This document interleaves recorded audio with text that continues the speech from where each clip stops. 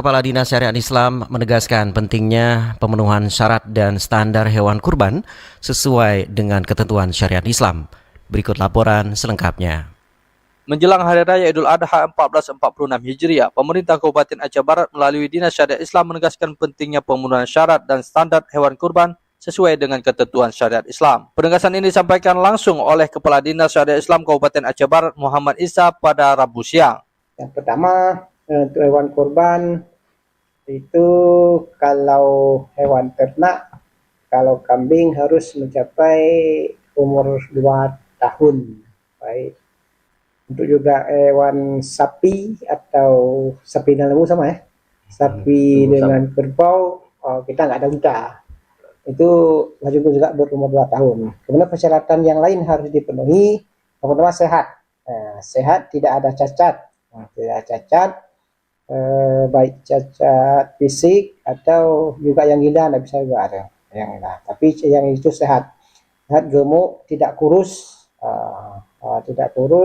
tidak hilang dari salah satu bagian dari tubuhnya, apakah puntung ekornya misalnya, atau pincang, atau buta, atau terpotong kupingnya, itu tidak boleh.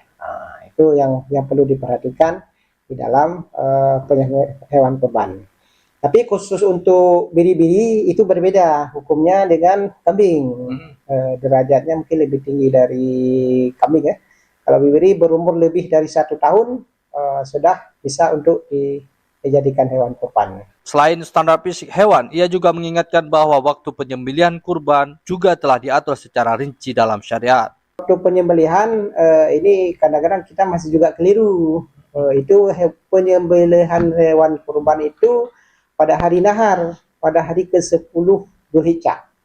Kalau kita laksanakan sebelum salat Idul Adha itu belum disebut dengan kurban, tapi masih disebut dengan sedekah atau mak megang ya, hari megang.